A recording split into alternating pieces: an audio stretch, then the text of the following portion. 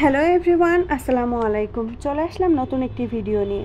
এই মুহূর্তে ভিডিওর স্ক্রিনে আপনারা যে গাছটি দেখতে পাচ্ছেন, এই গাছটির নাম হচ্ছে কিউই ফল গাছ।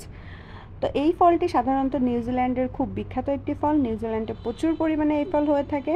ফলটির স্বাদও খুবই সুস্বাদু। বাংলাদেশেরও কোথাও কোথাও এখন এই ফলটি চাষ হচ্ছে।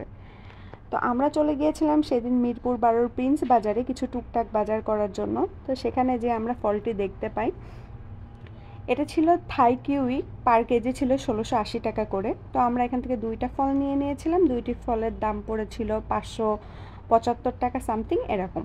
তো এই যে আমরা বাসায় আনার পরে ফলটি সুন্দর মতো ধুয়ে এখন ছিলে নিচ্ছি ফলের টেস্টটা কেমন সেটা দেখার জন্য।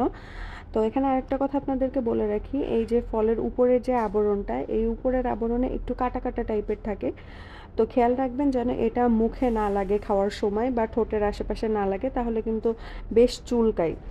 তো উপরের আবরণটি খুব ভালোভাবে ছিলে ফেলে দিতে হবে, একটু মাংস রেখেই ফেলতে হবে।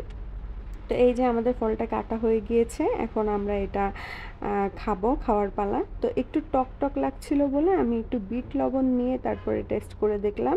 মাশাল্লাহ, অনেক ভালো লাগতেছিল খাইতে।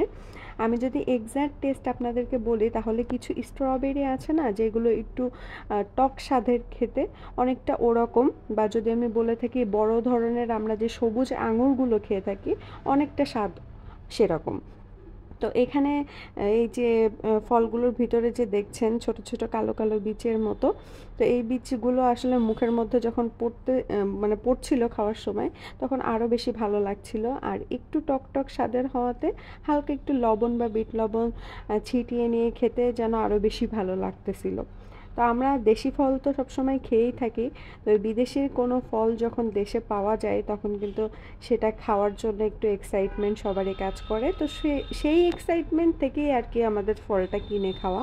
তো ভালো থাকবেন সবাই, দেখা হবে নেক্সট ভিডিওতে। আসসালামু আলাইকুম, আল্লাহ হাফিজ।